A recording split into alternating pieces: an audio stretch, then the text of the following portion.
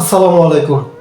আজ পবিত্র শুক্রবার আল্লাহ তাআলার কাছে বিচার দিয়ে রাখলাম, যারা নৃশংসভাবে চট্টগ্রামের কৃতি সন্তানকে পিটিয়ে জবাই করে হত্যা করছে, যে উকিলটাকে হত্যা করছে, তার হত্যার বিচার যাতে আল্লাহ তাআলা নিজ হাতে করে এবং এমন দৃষ্টান্তমূলক শাস্তি উনি পৃথিবীর মধ্যে দেখাক, যেটা দেখে মানুষ ভয় পায়। যে দেশে 90 থেকে 95 ভাগ মুসলিম শাসিত দেশ, মুসলমানের বসবাস, আর বাকি 5 থেকে 10% অন্যান্য ধর্মের মানুষ বসবাস করে, সে দেশে যদি যারা মুসলিম ধর্মের অনুসারী তারা যদি নিরাপদ না থাকতে পারে, তাহলে মানুষ কোথায় গিয়ে শান্তি পাবে?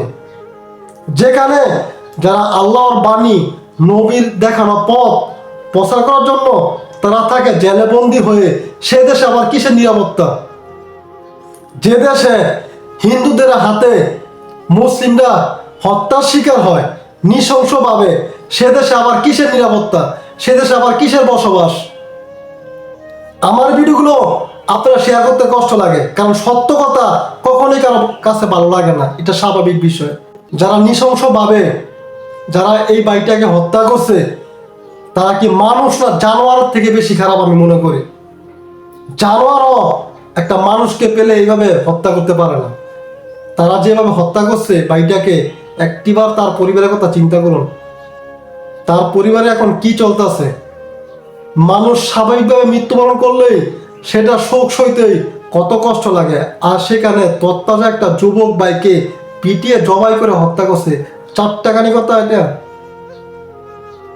ইসকন কোত্থেকে আসলো?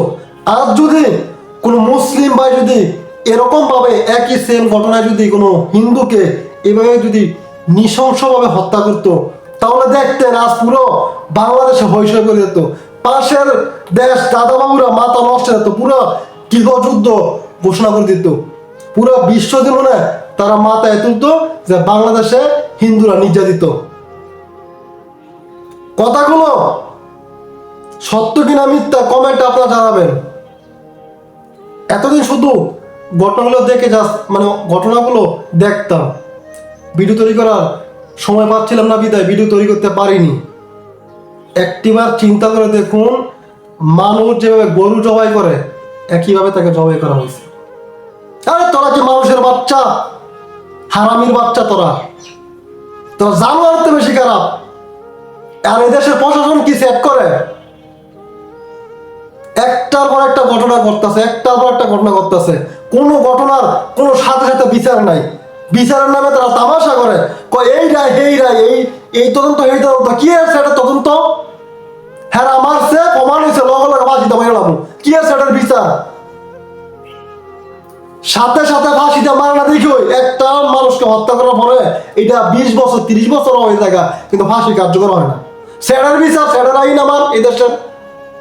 সৌদি আরবে লাইন করেন, মানুষ মারছে, হত্যার যে লোক হত্যা করছে তদন্ত করছে, সঠিক প্রমাণিত হয়েছে, কোনো কথা নেই, গল্লা ফালাই দিবেন।